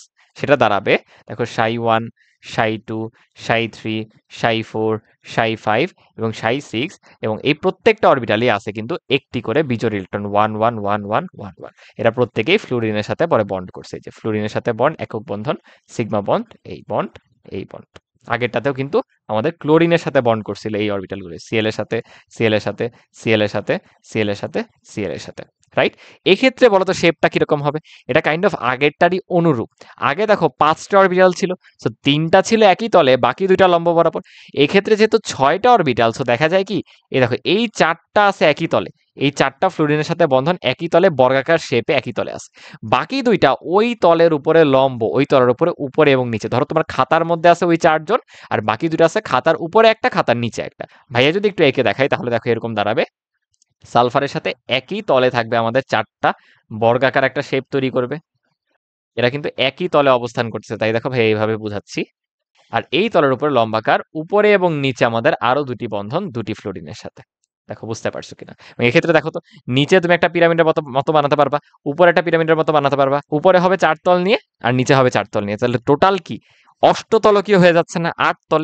তাই এই যোগের আকৃতির নাম হচ্ছে অষ্টতলকীয়, যেটাকে ইংলিশে বলা হয় অক্টাহেড্রাল। প্রত্যেকটা শেপেরই ইংলিশ নাম কিন্তু জেনে নিয়ে, যেটা সরলরেখীয় ওটাকে বলা হয় লিনিয়ার, যেটা আমাদের সমতলীয় ত্রিভুজাকার ওটাকে বলা হয় ট্রাইগোনাল প্লেনার, যেটা আমরা দেখলাম চতুস্তলকীয় ওটাকে বলা হয় টেট্রাহেড্রাল, যেটা আগেরটাতে আমরা দেখে আসছি ত্রিকোণাকার দ্বি পিরামিড এটাকে বলা হয় ট্রাইগোনাল বাই পিরামিডাল। আর এই ক্ষেত্রে আমাদের অষ্টতলকীয়কে বলা হয় অক্টাহেড্রাল। অথবা এই শেপটাকে কিন্তু আমি বলতে পারতাম বর্গাকার দ্বি পিরামিড। আগেরটা কি ছিল, ত্রিকোণাকার বা ত্রিভুজীয় দ্বি পিরামিড না? এটাকে কিন্তু চাইলে বলা যায় বর্গাকার দ্বি পিরামিড, কারণ উপরে একটা পিরামিড তৈরি হবে বর্গাকার আকৃতির, নিচে আরেকটা পিরামিড তৈরি হবে বর্গাকার আকৃতির। বলো পুরো বিষয়টা বুঝতে পারছি কিনা, শেপটা ভিজুয়ালাইজ করতে পারছি কিনা? ক্লিয়ার? চলো এবার আমরা সামনের দিকে যাই। সর্বশেষ আমাদের sp3d3 এই সংকরণের জন্য ভাই উদাহরণ হিসেবে নিছি হচ্ছে IF7। আমাদের আন্তঃ হ্যালোজেন যৌগ গঠন করে, হ্যালোজেনগুলো অর্থাৎ নিজেদের মধ্যে যৌগ ফর্ম করে। উত্তেজিত অবস্থায় আয়োডিনের ইলেকট্রন বিন্যাসটা দাঁড়াচ্ছে ক্রিপ্টন অব্দি আসবে, দেন 5s1 5px1, এক্ষেত্রে আমরা 7টা বিজোড় অরবিটাল পাবো বা যোজন অরবিটাল পাবো এই, এবং 5dxy1 5dyz1, এগুলো র্যান্ডমলি দিচ্ছি বুঝছো, এগুলো এক্সাক্ট তোমাদের লিখতে হবে না যে কোনটা নিচ্ছি আমরা। D X square hyphen Y square এতের উপরে 1। আমাকে বলতো এই 7টাই কি হাইব্রিডাইজেশনে অংশগ্রহণ করবে? অবশ্যই, কারণ ফ্লুরিনের সাথে আয়োডিনের একক বন্ধন হচ্ছে এবং 7টাই কিন্তু সিগমা বন্ধন। তাহলে 7টা অরবিটাল যখন হাইব্রিডাইজেশনে অংশগ্রহণ করতেছে তখন দেখো আমাদের সংকরণটা কি দাঁড়াচ্ছে, একটা এস, 3টা পি এবং 3টা ডি, অর্থাৎ sp3d3 সংকরায়ন। এক্ষেত্রে তোমরা চাইলে হাইব্রিডাইজ অবস্থায় ইলেকট্রন বিন্যাসটা করতে পারো। ভাইয়ার ওটা লিখলাম না, জায়গা অল্প দেখে। ভাইয়া শেপটা তোমাদেরকে করে দেখাবো। দেখো আকৃতিটা কেমন হবে। এখন একই তলে চলে আসবে 5টা এবং উপরে নিচে 2টা। দেখো লক্ষ্য করো, এই 5টা ফ্লুরিনের সাথে যে বন্ধনটা সেটা কিন্তু একই তলে আছে। একটু বোঝার চেষ্টা করো, তোমার খাতার মধ্যে ধরো এই 5টা আছে একটা পঞ্চভুজের মতো, আর এই তলের ঠিক উপরে এবং নিচে লম্বাকার ভাবে আরো 2টা ফ্লুরিনের সাথে বন্ধন করতেছে। তাহলে এই ক্ষেত্রে শেপটার নাম হয়ে যায় পঞ্চভুজীয় দ্বি পিরামিড। কারণ এখন দেখো উপরে নিচে যে পিরামিড পাবা তার কিন্তু ভুজ 5টা, তাই নাম হচ্ছে পঞ্চভুজীয় দ্বি পিরামিড। ভাই যদি ইংলিশটা বলি সেটা হবে পেন্টাগোনাল বাই পিরামিডাল। বুঝতে পারছি ভাই? যদি একটু এঁকে দেখাই তোমাদেরকে, দেখো আমাদের আয়োডিনের সাথে একই তলে থাকবে 5টা, এই এভাবে একই তলে আছে 5টা। ধর এই একই তল বোঝানোর জন্য ভাই যদি একটু ডট ডট দিয়ে দিই, আমাদের একটা পঞ্চভুজের মতো একই খাতার মধ্যে আছে, আর এই তলের উপরে লম্ব আছে একটা ফ্লুরিন এবং এর নিচ বরাবর লম্ব আছে আরেকটা ফ্লুরিন। এবং এক্ষেত্রে বন্ড অ্যাঙ্গেল গুলো কেমন হবে বলতো? যেহেতু 5 ভাগে ভাগ করতেছো তুমি 360 ডিগ্রিকে, দেখবা চলে আসছে 72 ডিগ্রি করে একই তল বরাবর। একই তল বরাবর কিন্তু 72 ডিগ্রি চলে আসবে, রাইট? আর উপরে আর নিচে আগের মতো 90 ডিগ্রি, কারণ উপরে আর নিচে তো ওই তলের উপরে লম্বা আকারে আছে। সো 90 আর 72। বুঝতে পারছি ভাই? আগেরটাই বর্ড অ্যাঙ্গেল বলি নাই, বাট তোমাদের পারার কথা। যেহেতু বর্গাকার শেপ অর্থাৎ প্রত্যেকটা শীর্ষের মতো এক্ষেত্রে 90 ডিগ্রি থাকবে এবং উপরে এবং নিচে অর্থাৎ ওই তলের সাথে উপরে যে বন্ধনটা তার তো 90 ডিগ্রি এমনিতেই আছে। সো এক্ষেত্রে প্রত্যেকটা বন্ধনই কিন্তু 90 ডিগ্রিতে থাকতেছে। ক্লিয়ার? চলো এবার আমরা ভিএসইপিআর থিওরিতে চলে যাই। আচ্ছা, ভিএসইপিআর থিওরি বলতে বোঝানো হয়, দেখো পূর্ণরূপটা এরকম, valence shell electron pair repulsion theory. অর্থাৎ একটা যৌগ যে আকৃতি পাচ্ছে সেটার বিশ্লেষণে আমরা চলে যাব। দেখো যখন আমরা মিথেন নিয়ে কাজ করতেছিলাম এক্ষেত্রে সংকরণটা কি ছিল? sp3 না? আমরা যখন অ্যামোনিয়ার উদাহরণ পড়লাম সেটাও ছিল sp3।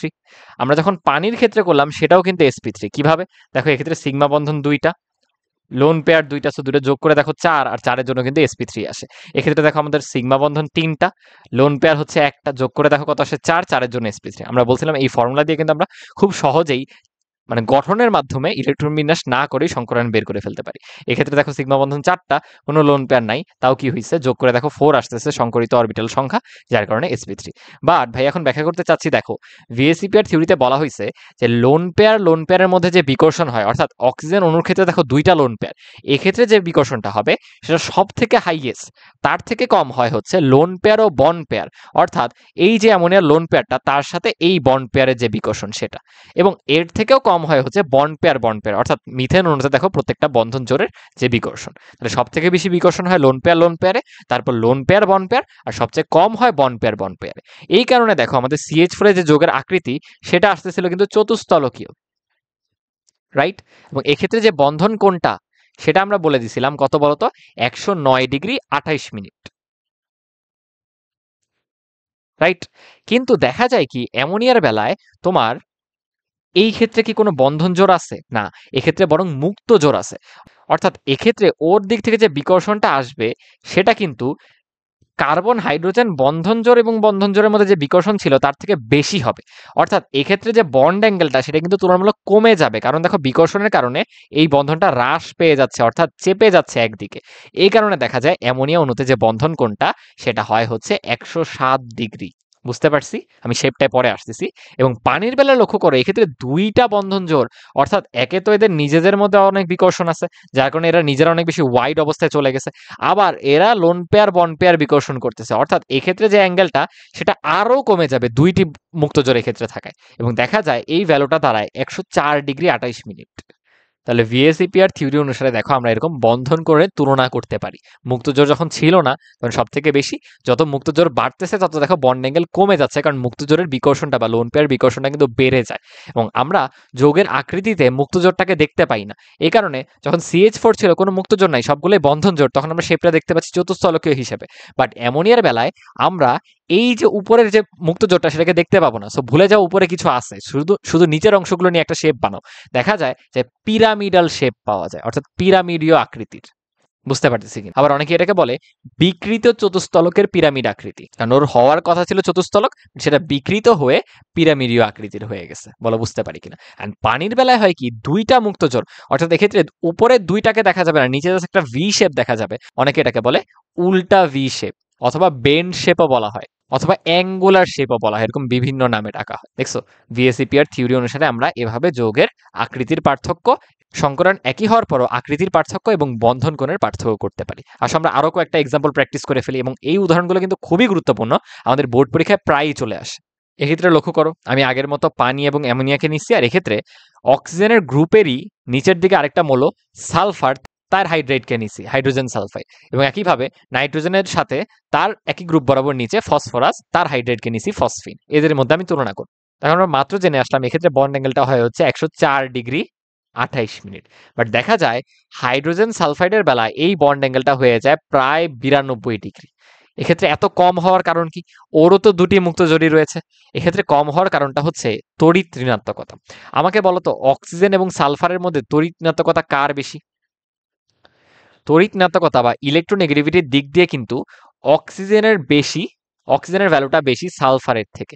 এই কারণে দেখো এই বন্ধন জোড় ইলেকট্রনকে অক্সিজেন কিন্তু নিজের দিকে বেশি টেনে রাখবে। সালফার যে টানবে না তা না, বাট অক্সিজেনের তুলনায় অত বেশি টানবে না, তুলনামূলকভাবে কম টানবে। এখন তোমার বন্ধন জোড় ইলেকট্রন যখন অক্সিজেনের নিজের দিকে বেশি থাকবে, তত দেখো এক্ষেত্রে বিকর্ষণটা বেশি হচ্ছে না। এই বিকর্ষণের কারণেই কিন্তু বন্ধনটা একটু ওয়াইড হয়ে যাবে, এই পাশে বিকর্ষণের কারণে ছড়ায় যাবে, যার কারণে বন্ধনটা ওয়াইড হয় বা ভ্যালুটা একটু বড় হয়। অথচ সালফারের বেলায় যেহেতু বিকর্ষণটা তুলনামূলকভাবে কম, বন্ধনটা কিন্তু অতটা ওয়াইডে যাচ্ছে না। এই কারণে দেখা যায় বন্ধন কোণটা হয় মাত্র 92 ডিগ্রি। একই ঘটনা দেখো নিচের যৌগটায়, আমি নিচে হচ্ছে অ্যামোনিয়া এবং এক্ষেত্রে ফসফিন, দুই ক্ষেত্রেই দেখো একটি করে মুক্তজোড়, তাও এক্ষেত্রে বন্ধন কোণের ভ্যালুটা আসে 107 ডিগ্রি, এবং পিএইচ3 ক্ষেত্রে বা ফসফিনের ক্ষেত্রে সেই ভ্যালুটা চলে আসে 94 ডিগ্রি। তাহলে এত কম আসার কারণ কি? আবার সেই তড়িৎ ঋণাত্মকতার পার্থক্য। বলতো নাইট্রোজেন এবং ফসফরাসের মধ্যে ইলেকট্রোনেগেটিভিটি কি আমাদের নাইট্রোজেনের বেশি না? অর্থাৎ নাইট্রোজেন নিজের দিকে বন্ধনজন ইলেকট্রনকে বেশি টেনে রাখবে, এই কারণে বিকর্ষণ বেশি, অর্থাৎ বন্ধনটা কিন্তু ওয়াইড হয়ে যাবে, যার কারণে বন্ধন কোণের ভ্যালুটা আসে 107 ডিগ্রি। অপরদিকে ফসফরাস নিজের দিকে টানলেও তুলনামূলকভাবে নাইট্রোজেনের মতো তো বেশি টানতে পারে না, যার কারণে এই বিকর্ষণটা কম হয় এবং অত বেশি কিন্তু বন্ধনটা ওয়াইড হচ্ছে না। এই জন্য আমরা বন্ধন কোণটা পাচ্ছি 94 ডিগ্রি। ক্লিয়ার কিনা সবাই? চলো আমরা আরো একটা এক্সাম্পল প্র্যাকটিস করে ফেলি। এক্ষেত্রে দেখো আমি অ্যামোনিয়ার সাথে NF3 নিছি। আগে আমরা সেন্টার অ্যাটম চেঞ্জ করছিলাম, একবার নাইট্রোজেন নিয়ে একবার ফসফরাস নিয়ে হাইড্রোজেনের সাথে। বাট এবার আমাদের সেন্টার অ্যাটমটা same, nitrogen nitrogen, oxygen oxygen. আমাদের সাইড অ্যাটম ভিন্ন, একবার নিছি হাইড্রোজেন, একবার নিছি ফ্লুরিন, একবার নিছি হাইড্রোজেন, একবার নিছি ফ্লুরিন। বুঝতে পারছি? তাহলে এবার দেখো সেই তড়িৎ ঋণাত্মকতা নিয়েই ব্যাখ্যা করতে হবে। আগে আমাদের ছিল হাইড্রোজেন, এবার আছে ফ্লুরিন। বলতো ইলেকট্রোনেগেটিভিটির দিক দিয়ে ফ্লুরিন অনেক বেশি না হাইড্রোজেনের তুলনায়? তাহলে সেই বন্ধনজোড় ইলেকট্রন ফ্লুরিন কিন্তু নিজের দিকে একটু বেশি টেনে রাখবে, আর এক্ষেত্রে নাইট্রোজেন নিজের দিকে টেনে রাখছে। কেন? কারণ হাইড্রোজেনের তড়িৎ ঋণাত্মকতা কিন্তু অত বেশি না। তাহলে অ্যামোনিয়ার বেলায় যেহেতু বন্ধন জোড় ওর কাছে, তাহলে এক্ষেত্রে কিন্তু বন্ধনটা ওয়াইড হয়ে যাবে বা বন্ড অ্যাঙ্গেলটা বড় আসবে। অপরদিকে NF3 দিকে কিন্তু অত বেশি ওয়াইড হবে না, কারণ বন্ধন জোড় ইলেকট্রন দেখো ফ্লুরিনের দিকে, বিকর্ষণটা কম হচ্ছে, তাই এক্ষেত্রে কিন্তু বন্ড অ্যাঙ্গেলটা কম আসবে। আমরা যদি বন্ড অ্যাঙ্গেলের ক্রম করি, সেটা অবশ্যই NH3 তে বড় আসবে NF3 এর তুলনায়। বুঝতে পারছি? এক্ষেত্রে NH3 এর এক্সাক্ট ভ্যালুটা আমাদের লাগবে না। যেগুলো বইয়ে দেওয়া আছে সেগুলোই ভাইয়া উল্লেখ করতেছি এবং সেগুলো তোমাদের মুখস্থ রাখতে হবে। যে এক্ষেত্রে ভাইয়া যেগুলো উল্লেখ করছে এগুলো খুবই গুরুত্বপূর্ণ। বাট এক্ষেত্রে জাস্ট আমাদের তুলনাটা করতে পারলেই হয়েছে। একইভাবে আসো H2O OF2 এর ক্ষেত্রে তুলনা করি। ইলেকট্রোনেগেটিভিটি আমাদের অবশ্যই হাইড্রোজেনের চেয়ে ফ্লুরিনের বেশি। তাহলে হাইড্রোজেনের তুলনায় অক্সিজেন নিজের দিকে টেনে রাখবে বেশি, আর এই ক্ষেত্রে ফ্লুরিন টেনে রাখবে নিজের দিকে বেশি। তাহলে কোথায় বিকর্ষণটা বেশি হচ্ছে বলতো? বন্ধন জোড় বন্ধন জোড় অক্সিজেন এবং হাইড্রোজেনের যোগটায় না। তাহলে এক্ষেত্রে কিন্তু বন্ধনটা অনেক বেশি ওয়াইড হয়ে যাবে। অপরদিকে OF2 এর বেলায় বন্ধনের ওই বিকর্ষণটা কিন্তু হচ্ছে না, অর্থাৎ বন্ধনটা অত বেশি ওয়াইড হবে না। তাহলে আমরা যদি আবার বন্ড অ্যাঙ্গেলের ক্রম করি, সেটা অবভিয়াসলি পানির ক্ষেত্রে বেশি আসবে OF2 এর তুলনায়। বুঝতে পারছি কিনা? এই হলো আমাদের VSEPR থিওরির। তাহলে আশা করি এই এক্সাম্পলগুলো করার পরে আমাদের বন্ড অ্যাঙ্গেল নিয়ে আর কোনো কনফিউশন থাকবে না। এখন চলো আমরা কিছু বোর্ড কোয়েশ্চেন সলভ করে আমরা যা যা পড়লাম প্রত্যেকটা জিনিস ঝালাই করে ফেলি। আসলে আমরা যা যা পড়ছি এর মধ্যে থেকেই বোর্ড পরীক্ষায় আসবে। আচ্ছা, তাহলে রাজশাহী বোর্ডের কোয়েশ্চেনটা লক্ষ্য করো। আমাদেরকে XY2 এর গঠনের যে সংকরায়ন সেটা ব্যাখ্যা করতে হবে। তাহলে আসলে আইডেন্টিফাই করি মৌলগুলা কি কি। এক্স দেখো দেখাই যাচ্ছে 2s2 2p2 যোজনী শেলে, তাহলে এটা হচ্ছে আমাদের কার্বন, কারণ কার্বনের ইলেকট্রন বিন্যাসই কিন্তু 1s2 2s2 দেন 2p2, রাইট? দেন ওয়াই দেখো NS2 NP4 এবং n এর ভ্যালু 2 সেখানে, অর্থাৎ এটা কিন্তু অক্সিজেন, অর্থাৎ 1s2 2s2 2p4। তাহলে কার্বন এবং অক্সিজেন দ্বারা গঠিত যৌগ আমাদের কার্বন ডাই অক্সাইড। এই কার্বন ডাই অক্সাইডের সংকরায়ন ব্যাখ্যা করতে হবে। ভাইয়া এখানে ওই সিকিউ গুলাই নিছি, স্পেসিফিক যেগুলো করলে আমাদের প্রত্যেকটা উদাহরণই প্র্যাকটিস করা হয়ে যাচ্ছে, প্রত্যেকটা টাইপই করা হয়ে যাচ্ছে। আমরা শুরুতে যে থিওরি আলোচনা করছি তার আদলে তোমরা বাকি অন্য যে কোনো সংকরায়নের বা সমযোজী বন্ধনের কোয়েশ্চেন সলভ করতে পারবা। আমরা আমাদের কেন্দ্রীয় মৌলের ইলেকট্রন বিন্যাসটা করে ফেলি। আমরা কিন্তু সংকরায়ন সাধারণত কেন্দ্রীয় মৌলেরটাই বের করি, রাইট? তাহলে এক্ষেত্রে আমাদের কেন্দ্রীয় মৌল হচ্ছে কার্বন, যার উত্তেজিত অবস্থায় বা বন্ধন গঠনের সময় ইলেকট্রন বিন্যাসটা দাঁড়ায় 1s2 দেন 2s এ একটা, আর বাকি তিনটি যে পি অরবিটাল রয়েছে প্রত্যেকটিতে একটি একটি করে। এই হলো আমাদের চারটি যোজন অরবিটাল। এরা ওভারল্যাপিং এর মাধ্যমে বন্ধন গঠন করবে। আর আমাকে বলো তো, প্রত্যেকেই কি সিগমা বন্ধন গঠন করে? না, কারণ অক্সিজেন কিন্তু ডাবল বন্ধন গঠন করতেছে একটা কার্বনের সাথে। ভাইয়া যদি একটু অক্সিজেনের ইলেকট্রন বিন্যাসটাও করি, তাহলে লক্ষ্য করো 1s2 2s2 2px2 অক্সিজেনের যোজনী শেলে এই দুটি অরবিটাল কিন্তু মুক্ত জোড় ধারণ করে। বাকি দুটি অরবিটালে দেখো বিজোড় ইলেকট্রন রয়েছে, এরা হচ্ছে আমাদের বন্ধন গঠন করবে। বাট এরকম দুটি অক্সিজেনের সাথে কার্বন কিন্তু ডাবল বন্ধন গঠন করতেছে। কিরকম? এই একটা একটা অক্সিজেনের সাথে, এই একটা আর একটা অক্সিজেনের সাথে। তাহলে এক্ষেত্রে প্রত্যেকটা কিন্তু সিগমা বন্ধন না। প্রথমটা যদি সিগমা হয় পরেরটা কিন্তু পাই, প্রথমটা যদি সিগমা হয় পরেরটা কিন্তু পাই। তাহলে এক্ষেত্রে আমাদের দুটি অরবিটাল শুধুমাত্র সংকরায়নে অংশগ্রহণ করবে, বাকিগুলো কিন্তু অসংকরিত অবস্থায় রয়ে যাবে, কারণ তারা পাই বন্ধন গঠন করবে। বলো বুঝতে পারতেছি কিনা? তাহলে এক্ষেত্রে আমাদের সংকরায়নটা দাঁড়াবে হচ্ছে sp সংকরায়ন। ভাই যদি ইলেকট্রন বিন্যাসটা সংকরায়নের পরে করে দেখাই তাহলে এরকম দাঁড়াবে: কার্বন হাইব্রিডাইজড অবস্থায় 1s2, দেন আমাদের সংকরিত অরবিটালকে ধরো ভাইয়া ধরতেছি সাই, তাহলে সাই 1 এবং সাই 2, এরপরে অসংকরিত 2py আর 2pz কিন্তু রয়ে গেছে। এক্ষেত্রে এগুলোতে একটি একটি করে ইলেকট্রন রয়েছে। এক্ষেত্রে দেখো এই চারটি অরবিটালের মধ্যে আমাদের একটি অক্সিজেনের সাথে কার্বন একটা করবে পাই বন্ধন, একটা করবে সিগমা বন্ধন, অপর অক্সিজেনের সাথে একটা করবে পাই বন্ধন, একটা করবে সিগমা বন্ধন, এবং সিগমা বন্ধন কিন্তু গঠিত হবে সংকরিত অরবিটালের সাথে। এই জন্য এটা হচ্ছে সিগমা, এটা হচ্ছে ওই অক্সিজেনের সাথেই পাই। এটা হচ্ছে সিগমা, এটা হচ্ছে ওই অক্সিজেনের সাথেই পাই। বলো বুঝতে পারছি কিনা? তাহলে আমরা বলতে পারি CO2 যৌগতে কিন্তু কার্বনের sp সংকরায়ন হচ্ছে। ক্লিয়ার? আর ভাইয়া যদি এখন অক্সিজেনের ক্ষেত্রে সংকরায়নটা ব্যাখ্যা করি, দেখো আমরা দুটি পরমাণুর ক্ষেত্রে সংকরায়ন ব্যাখ্যা করতে পারবো। অক্সিজেনের ক্ষেত্রে কি দাঁড়াবে আমাকে বলো তো? এক্ষেত্রে একটা অক্সিজেন একটা করতেছে সিগমা বন্ধন, একটা করতেছে কিন্তু পাই বন্ধন, আর বাকি দুটো মুক্ত জোড় আকারে থাকতেছে। সো অক্সিজেনের বেলা কিন্তু এই তিনটি অরবিটাল সংকরায়নে অংশগ্রহণ করবে। বলো বুঝতে পারি কিনা? কারণ আমরা শিখে আসছি সংকরণে অংশগ্রহণ করে কারা? মুক্ত জোড় ধারণকারী অরবিটাল এবং সিগমা বন্ধনকারী অরবিটাল। অর্থাৎ অক্সিজেনের ক্ষেত্রে দেখা যাবে sp2 সংকরায়ন। বলো বুঝতে পারতেছি কিনা? এই জন্যই দেখো একটা অক্সিজেন যে সিগমা বন্ধন করতেছিল, এগুলো কিন্তু করতেছিল sp2 সংকরিত অরবিটাল দিয়ে, আর এই যে পাই বন্ধনটা করতেছে সেটা করতেছে এই অসংকরিত অরবিটাল 2pz দিয়ে। বলো বুঝতে পারতেছি কিনা? একইভাবে এই অক্সিজেনে একটা করছে sp2 দিয়ে সিগমা বন্ধন, আর পাই করছে 2pz দিয়ে পাই বন্ধন। তাই যদি পুরোটাকে একটা চিত্রের মাধ্যমে প্রকাশ করে দিই, গাঠনিক সংকেত দিয়ে, তাহলে তোমাদের জন্য বুঝতে ইজিয়ার হবে। সেটা এরকম দেখো, যে আমাদের কার্বন পরমাণু একটা অক্সিজেনের সাথে দুটি করে বন্ধন করতেছে, একটা অক্সিজেনের সাথে দুটি করে বন্ধন করতেছে। মানে এই বন্ধনগুলোর পরিচয় দেখো আমরা এভাবে লিখবো: কার্বনের যে প্রথমটা সিগমা বন্ড সেটা হচ্ছে sp-র সাথে অক্সিজেনের sp2 সংকরিত অরবিটালের সিগমা বন্ধন, বলো বুঝতে পারি কিনা। যেটা পাই ওটা লক্ষ্য করো, কার্বনের 2p-Y এর সাথে অক্সিজেনের 2p-Z, অর্থাৎ এটা হচ্ছে py এবং pz এর মধ্যে পাই বন্ধন। একইভাবে অপর অক্সিজেনের ক্ষেত্রে দেখো কি হচ্ছে, একটা করছে sp2 এর সাথে সিগমা বন্ধন, আর এটা 2pz কিন্তু পাই বন্ধন। অর্থাৎ এক্ষেত্রে হচ্ছে sp এবং sp2 সিগমা, আবার কিন্তু পাই হচ্ছে কার্বনের pz এর সাথে অপর অক্সিজেনটার pz এর। বলো পুরো বিষয়টা বুঝতে পারছি কিনা। এত কিছু লাগতো না, আমরা জাস্ট কার্বনের সংকরণ ব্যাখ্যা করলেও হতো। ভাইয়া পুরোটা তোমাদেরকে ডিটেলসে ব্যাখ্যা করে দিছি। ক্লিয়ার? চলো আমরা পরের সিকিউতে চলে যাই। এক্ষেত্রে দেখো আমাদেরকে বলছে এক্স এবং ওয়াই এর সংকরণে ভিন্নতা ব্যাখ্যা করো, অর্থাৎ এই যৌগগুলোর কেন্দ্রীয় পরমাণু এই এক্স এবং ওয়াই এর সংকরণ আমাদের ব্যাখ্যা করতে হবে। আগে আসো আইডেন্টিফাই করি। এ অবভিয়াসলি আমাদের হাইড্রোজেন, ফার্স্ট পিরিয়ড এবং ফার্স্ট গ্রুপে আছে। দেন ওয়াই কে যদি আইডেন্টিফাই করি, ও আছে সেকেন্ড পিরিয়ডের 15th গ্রুপে অর্থাৎ নাইট্রোজেন। আর এক্স হচ্ছে সেকেন্ড পিরিয়ডের 13th গ্রুপে অর্থাৎ আমাদের বোরন। তাহলে আমাদের একটা যৌগ দেখো বি এর সাথে 3টা হাইড্রোজেন অর্থাৎ BH3, এবং অপর যৌগটা নাইট্রোজেনের সাথে 3টা হাইড্রোজেন অর্থাৎ NH3, এদের সংকরণ আমাদেরকে ব্যাখ্যা করতে হবে। ভাইয়া একটু একবার এমসিকিউর জন্য তোমাদেরকে একবারে সংকরণ বের করাটা একটু শিখে আসি। দেখো আগের বার দেখো আমাদের কার্বন ডাইঅক্সাইড ছিল না, তো তোমরা জানো কার্বন অক্সিজেনের সাথে এরকম ডাবল বন্ড করতেছে, এবং কার্বনের লাস্ট শেলে তো 4টা ইলেকট্রনই, সো কোনো মুক্ত জোড়ও নাই। এই দেখো 4টা ইলেকট্রন হয়ে গেছে। তাহলে এক্ষেত্রে একটা সিগমা একটা পাই, একটা সিগমা একটা পাই, সো সিগমা বন্ড আসতেছে 2টা, কোনো লোন পেয়ার নাই। তাহলে সামেশন করে দেখো 2, অর্থাৎ এক্ষেত্রে সংকরণ চলে আসবে কিন্তু sp। বলো বুঝতে পারি কিনা। মাত্র আমাদেরকে দেওয়া দুইটা যৌগ, একটা দেখো BF3, আমি এর জন্য বের করব। বোরনের লাস্ট শেলে কি 3টা ইলেকট্রন না? দেখো 3টাই কিন্তু 3টা ফ্লুরিনের সাথে বন্ড করতেছে, তাহলে 3টাই কি সিগমা বন্ধন, কোনো লোন পেয়ার নাই। তাহলে 3টা যদি সিগমা বন্ধন হয় এবং লোন পেয়ার যদি 0 হয়, তোমরা তো এত কিছু লিখবা না। 3 আসতেছে, 3 এর জন্য সংকরণ কি হবে বলো তো? সিম্পলি sp2 না, দেখছো একবারে বের করে ফেলা যায়। অপরটা ছিল NH3, নাইট্রোজেনের লাস্ট শেলে কয়টা? 5টা না? যার ইলেকট্রন বিন্যাস পাক্কা মনে আছে সে সহজে পেরে যাবে। লাস্ট শেলে 5টা ইলেকট্রন, বা তুমি জানো নাইট্রোজেনের হচ্ছে 7টা ইলেকট্রন, তার মধ্যে প্রথম শেলে 2টা থাকে, তাহলে যোজনী শেলে আছে 5টা। তার মধ্যে এই যে 3টা বন্ধন করে ফেলছে, আর এক জোড়া থাকে হচ্ছে মুক্ত জোড় হিসেবে। তো দেখো আমাদের লোন পেয়ার এখানে একটা, এবং সিগমা বন্ধন 3টা, টোটাল কত? 4টা। আর 4-এর জন্য সংকরিত অরবিটাল কি এসে পড়ে বলতো? sp3। বলে এভাবে শর্টকাটে আমরা সংকরণ খুব অল্প সময়ের মধ্যে বের করতে পারবো কিনা। আমরা এখন এই যোগের ক্ষেত্রে আশা করি সিকিউতে অবভিয়াসলি আমাদের ইলেকট্রন বিন্যাস করে ব্যাখ্যা করতে হবে। সেই জন্য আসো BH3 এর ক্ষেত্রে প্রথমে ব্যাখ্যা করি। এক্ষেত্রে কেন্দ্রীয় পরমাণু বোরনের ইলেকট্রন বিন্যাস হচ্ছে উত্তেজিত অবস্থায় সিম্পলি 1s2, দেন 2s1, 2px1, দেন 2py1। এবং এক্ষেত্রে 3টাই যেহেতু সিগমা বন্ধন, দেখো তো তাহলে প্রত্যেকটা অরবিটালই কি এক্ষেত্রে আমাদের সংকরণে অংশগ্রহণ করবে না? সো খুবই অবভিয়াস এই 3জন সংকরণে অংশগ্রহণ করে।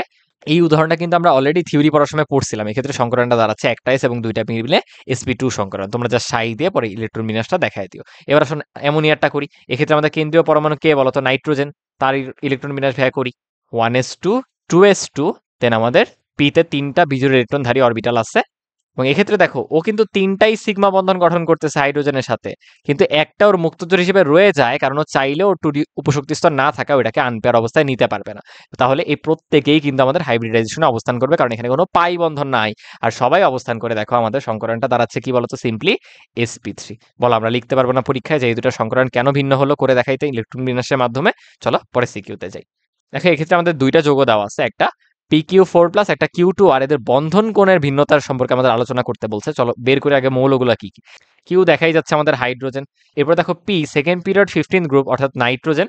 এরপর আর থার্ড পিরিয়ড 16 গ্রুপ অর্থাৎ হচ্ছে সালফার। তাহলে ভাই যদি যৌগগুলো একটু বলি, PQ4+ তাহলে দাঁড়াবে আমাদের অ্যামোনিয়াম আয়ন বা NH4+, এবং Q2 আর দাঁড়াবে হচ্ছে H2S। এদের আকার সম্পর্কে আমাদের ব্যাখ্যা করতে হবে। আকার ব্যাখ্যা করতে হলে কিন্তু শুরুতে সংকর আয়নে চলে যেতে হবে। তাহলে এক্ষেত্রে দেখো বন্ধনগুলো কিভাবে হয় ভাইয়া বলি। তোমরা চিন্তা করতে পারো যে নাইট্রোজেনের লাস্ট শেলে আমাদের 5টা ইলেকট্রন, তাহলে বন্ধনগুলো কিভাবে বল? 1, 2, 3, এই 3টার সাথে 3টা হাইড্রোজেন বন্ড করতেছে। দেন তো মুশকিল, 2টা রয়ে যায়। তাই দেখো নাইট্রোজেন করে কি, একটা ইলেকট্রন অপসারণ করে দেয়, করে পজিটিভ চার্জ হয়ে যায়। সো আর একটা ইলেকট্রন থাকে, দেখো 5টা ছিল তার মধ্যে একটা ফেলে দিছে, তাই দেখো 4টা আছে, এবং সেই একটার সাথে হাইড্রোজেন বন্ড করে, তাই কিন্তু পুরো যৌগটা হয়ে গেল কি NH4+। আমরা যদি নাইট্রোজেনের ইলেকট্রন বিন্যাসটা করি তাহলে দাঁড়াচ্ছে 1s2, দেন 2s1, 2px1, 2py1, 2pz1। বুঝতে পারতেছি কিনা? তাহলে এই ক্ষেত্রে যদি আমরা বলি সংকরণ কি আসবে, প্রত্যেকটাই সিগমা বন্ড দেখে সংকরণ কিন্তু চলে আসতেছে সিম্পলি আমাদের sp3। sp3 বলো ক্লিয়ার? এবং sp3 সংকরণে যখন কোনো লোন পেয়ার না থাকে তখন আকৃতি কিন্তু চলে আসে কেমন বলো তো? চতুস্তলকীয়। তাহলে NH4+ এর আকৃতি আসতেছে চতুস্তলকীয়। তোমরা চাইলে এভাবে না লিখে রেখে এভাবেও ব্যাখ্যা করতে পারতা যে এক্ষেত্রে সন্নিবেশ সমযোজী বন্ধন হয়েছে, আগে ছিল যৌগটা এরকম এই, দেন ওর যে মুক্ত জোড়টা সেটা অ্যামোনিয়া কি করছে, H+ কে সন্নিবেশ বন্ধন গঠনের মাধ্যমে দান করছে। এভাবে করলেও তো দেখো আমাদের সিগমা বন্ধন কয়টা আসতেছে, 1 2 3, সন্নিবেশ সমযোজী একটা সমযোজী, তো সিগমা সিগমা 4টা, কোনো লোন পেয়ার নাই। আমি বলবো ভাইয়া লোন পেয়ার তো একটা ছিল, আরে ওটা দিয়ে তো আমাদের সিগমা বন্ধন হয়েই গেছে, তাহলে 4 আসতেছে। 4 এর জন্য কিন্তু sp3 সংকরায়ন, সো যেভাবেই ব্যাখ্যা করো একই আসবে। আচ্ছা, এরপর আসলে H2S। H2S এ সালফারের ইলেকট্রন বিন্যাস দাঁড়ায় হচ্ছে নিয়ন অবধি 10, দেন সিম্পলি আমাদের 3s2 3px2, আর এক্ষেত্রে বিজোড় ইলেকট্রন আছে 3py আর 3pz1।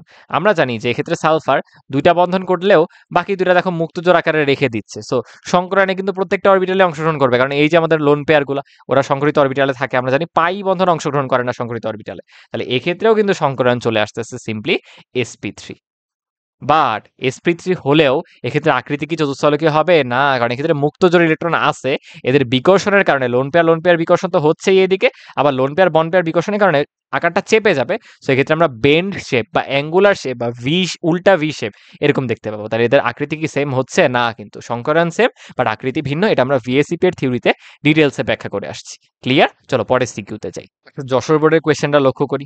আমাদেরকে এবার আগে মৌল আইডেন্টিফাই করতে হবে। ওয়াই হচ্ছে অ্যাজ অলওয়েজ নাইট্রোজেন, দেন কে, কে হচ্ছে কিন্তু সেকেন্ড গ্রুপে অর্থাৎ ফ্লুরিন, অপরদিকে এল হচ্ছে কিন্তু ক্লোরিন তার নিচে। বাকিগুলা করলাম না, কারণ আমাদের দেখো YK3 আর YL3 লাগবে, অর্থাৎ একটা যৌগ হচ্ছে NF3 আর একটা যৌগ কিন্তু NCl3। আমাদের বলো বন্ধন কোণ একই হবে কিনা, বলো এই টাইপের একটা কোয়েশ্চেনই আমরা আমাদের ভিএসিপি এর থিওরির প্র্যাকটিসে করে আসছিলাম না? তুমি বুঝতেই পারতেছো দুইজনের ক্ষেত্রেই কিন্তু সংকরায়নটা sp3 চলে আসবে। ভাইয়া ইলেকট্রন বিন্যাসের মাধ্যমে সংকরায়ন এক্ষেত্রে দেখাচ্ছি না, তোমরা বের করে নিও, একই আসবে sp3।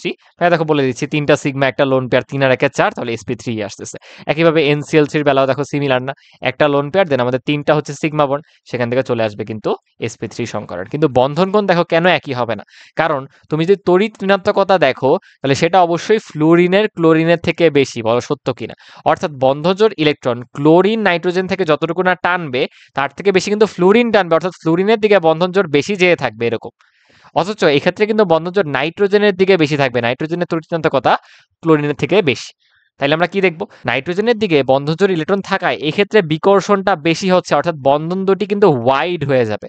অথচ NF3 বেলায় কিন্তু সেই বিকর্ষণটা হচ্ছে না, অর্থাৎ বন্ধনের যে ওয়াইডনেসটা সেটা কিন্তু বাড়বে না। তাহলে বন্ধন করে তুলনা যদি আমরা করি সেটা অবভিয়াসলি NF3 তে ছোট হবে এবং বিকর্ষণের কারণে বন্ধন ওয়াইড হয়ে যাওয়ায় NCl3 তে বড় হবে। তাহলে আমরা বলতে পারি যে বন্ধন কোণ কিন্তু আসলে একই হবে না, NCl3 তে বড় আর NF3 তে কিন্তু ছোট হচ্ছে। ক্লিয়ার? চলো আমরা পরের সিকিউতে যাই। এক্ষেত্রে দেখো কি বলা হয়েছে, E2A2 এবং E2A4, ই হচ্ছে আমাদের গ্রুপ নাম্বার 14 এবং সেকেন্ড পর্যায়ে অর্থাৎ কার্বন, আর এ বোঝাই যাচ্ছে হাইড্রোজেন। অর্থাৎ এক্ষেত্রে দেখো দুটো জৈব যৌগ দিয়ে দিছে, একটা C2H2 আর একটা হচ্ছে C2H4, একটা হচ্ছে ইথাইড আর একটা ইথিন। এদের ক্ষেত্রে দেখো বন্ডটা এরকম, কার্বন কার্বন দ্বিবন্ধন হয় আর অপর দিকে হাইড্রোজেন দুইটার সাথে সিঙ্গেল বন্ধন। এই যে দ্বিবন্ধন, হাইড্রোজেনের সাথে কিন্তু একক বন্ধন। আর এই ক্ষেত্রে হবে কার্বন কার্বন ট্রিপল বন্ধন, আর এই ক্ষেত্রে হবে হচ্ছে সিঙ্গেল বন্ধন। তাহলে ভাইয়াকে বলো কোন ক্ষেত্রে সিগমা কোন ক্ষেত্রে পাই, আমরা প্র্যাকটিস করে আসছিলাম, ওইটা আসলে অ্যাপ্লাই করি। এক্ষেত্রে সিগমা, এক্ষেত্রে সিগমা, দুইটা বন্ধন হলে প্রথমটা সিগমা পরেরটা কিন্তু পাই, এই সিগমা, এই হচ্ছে সিগমা একক দেখে। এক্ষেত্রে দেখো কি হবে, সিগমা সিগমা আর পরে দুইটা কিন্তু এক্ষেত্রে পাই, আর এখানে সিগমা। তাহলে আমাদের বলছে বন্ধন করে ভিন্নতার কারণ কি, আগে সংকরায়ন বের করি চলো। আমাদের দুই ক্ষেত্রেই কার্বনের ইলেকট্রন বিন্যাসটা কি হবে, একই ধরনের বন্ধন গঠনের সময় 1s2 দেন 2s1 2px1 2py1 2pz1, দুই ক্ষেত্রেই অনুরূপ। বাট আমাদের ইথাইনের বেলায় লক্ষ্য করো তো, এই এক্সাম্পলটাতে এই কার্বন পরমাণুটা দুইটা অরবিটাল দিয়ে করতেছে পাই বন্ধন আর বাকি দুইটা দিয়ে করতেছে সিগমা, অর্থাৎ দুইটাতে হবে হচ্ছে সিগমা, বাকি দুইটা কিন্তু পাই। আমরা কি জানি সংকরায়নে কিন্তু পাই বন্ধন অংশগ্রহণ করে না, অর্থাৎ এক্ষেত্রে সংকরায়নটা দাঁড়াবে বলো কি sp সংকরায়ন। অথচ আমাদের এই যোগের একটা কার্বনের ক্ষেত্রে দেখো ও একটা করতেছে পাই, বাকি তিনটাই কিন্তু sigma, so sigma sigma sigma, আর আরেকটা অরবিটাল দিয়ে ও অধিক্রমণের মাধ্যমে পাই বন্ধন গঠন করবে। তাহলে সংকরায়ন কিন্তু এখন দাঁড়াবে sp2, কারণ এরা তিনজন অংশগ্রহণ করবে সংকরায়নে। তাহলে আমরা সকলেই জানি sp2 সংকরণের বেলায় শেপটা হয় হলো সমতুল্য ত্রিভুজাকার, আর sp সংকরণের বেলায় হচ্ছে সরল আকৃতির, সরলরেখার মতো। আর সরলরেখার মতো আকৃতি হলে বন্ধন কোণটা হয় 180 ডিগ্রি, আর sp2 তে ত্রিভুজাকার শেপ হলে ত্রিভুজের তিনটা শীর্ষতে পরমাণুগুলো থাকে বলে এক্ষেত্রে বন্ধন কোণটা হয় 120 ডিগ্রি। তাহলে এটাই হচ্ছে বন্ধন কোণের ভিন্নতার কারণ। বলো আমরা এইভাবে এক্সপ্লেন করতে পারবো কিনা। চলো পরের কোয়েশ্চেনে চলে যাই। প্রথমে দেখো চট্টগ্রাম বোর্ডের প্রশ্নে মৌলগুলো আইডেন্টিফাই করতে হবে। এ হচ্ছে 2s2 2p1, অর্থাৎ এ কিন্তু অ্যাকচুয়ালি বোরন, এ বি না, এ হচ্ছে বোরন। আর বি এর বেলা দেখো 2s2 2p5, অর্থাৎ ফ্লুরিন, বোঝাই যাচ্ছে ফ্লুরিন।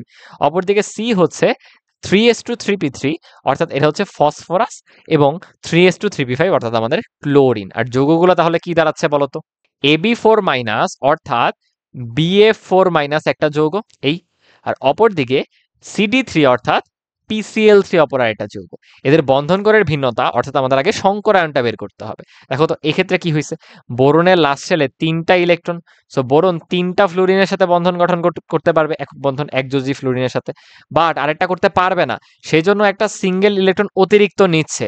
অতিরিক্ত নিলে কি ওর একটা নেগেটিভ চার্জ চলে আসলো না, এবং তখন দেখো বন্ধনটা ফর্ম করলো, এই হচ্ছে BF4 মাইনাস। তাহলে আমি যদি বোরনের ইলেকট্রন বিন্যাসটা করি, সেটা দেখো দাঁড়াবে বন্ধন গঠনের সময় উত্তেজিত অবস্থায় এরকম। আচ্ছা, এক্ষেত্রে কিন্তু B মাইনাস আকারে আছে, রাইট? তাহলে 1s2, দেন 2s1, 2px1, 2py1, 5টা ইলেকট্রন থাকার কথা, আবার ওর কিন্তু আছে 6টা ইলেকট্রন, এবং দেখো প্রত্যেকটাই কিন্তু সিগমা বন্ধন করতেছে। তাহলে এখানে প্রত্যেকটি অরবিটালই আমাদের সংকরায়নে অংশগ্রহণ করবে। তাহলে আমরা বলতে পারি এক্ষেত্রে সংকরায়নটা দাঁড়াচ্ছে কিন্তু সিম্পলি sp3 সংকরায়ন। এবং sp3 সংকরায়নের জন্য কিন্তু কোনো মুক্তজোড় ইলেকট্রন না থাকায় বন্ধন কোণটা হবে 109 ডিগ্রি 28 মিনিট, রাইট? এবার আসো PCl3 তে যাই। PCl3 তে ফসফরাস কি 3টা ক্লোরিনের সাথে বন্ধন করছে, আর ওর লাস্টে যেহেতু 5টা ইলেকট্রন, তাহলে বাকি দুটা কিন্তু মুক্তজোড় আকারে রয়ে যাচ্ছে। তাহলে এই ক্ষেত্রে সংকরায়নটা হবে, আমি ফসফরাসের ইলেকট্রন বিন্যাসটা করতেছি আমাদের নিয়ন অবধি 10, দেন একটা মুক্তজোড় 3s2 তে, দেন নাইট্রোজেনের মতো 3টা পি অরবিটালে বাকি বিজোড় ইলেকট্রনগুলো। যেহেতু এক্ষেত্রে কোনো পাই বন্ধন হচ্ছে না, অর্থাৎ প্রত্যেকটা যোজন অরবিটালই কিন্তু সংকরায়নে অংশগ্রহণ করতেছে, অর্থাৎ এক্ষেত্রে সংকরায়ন দাঁড়াচ্ছে BF4 এর মতোই sp3। কিন্তু তারপরও কেন বন্ধন কোণে ভিন্নতা থাকবে? কারণ দেখো ওর কিন্তু একটা মুক্তজোড় ইলেকট্রন রয়েছে, আর মুক্তজোড় ইলেকট্রন থাকায় বন্ধন কোণটা কিন্তু ওর কমে যাবে, কারণ এক্ষেত্রে যে বিকর্ষণ সেটা বন্ড পেয়ারের চেয়ে বেশি। এই বিকর্ষণের কারণে কিন্তু বন্ধন কোণটা কমে যাবে। তাহলে আমরা তুলনা করে বলতে পারি যে বন্ড অ্যাঙ্গেলের দিক দিয়ে BF4 মাইনাসে বন্ধন কোণটা বড় হবে, অপরদিকে PCl3 তে কিন্তু কম হবে। কেন? VSEPR থিওরি অনুসারে তোমরা ব্যাখ্যা করে দিবা। সংকরায়ন একই, বাট বন্ধন কোণটা ভিন্ন আসতেছে। ক্লিয়ার? দেখি তো পরে সিকিউটা, ঢাকা বোর্ডের সিকিউ। এক্ষেত্রে QH4 এর জ্যামিতিক সংকরণ বের করতে বলছে। কিউ কিন্তু আমাদের কার্বন, দেন এইচ হচ্ছে, আচ্ছা এইচ কিছু দেওয়া নাই, তাহলে আমরা ধরে নিব হচ্ছে এইচ হাইড্রোজেন, অর্থাৎ CH4 এর সংকরণ ব্যাখ্যা করতে বলছে।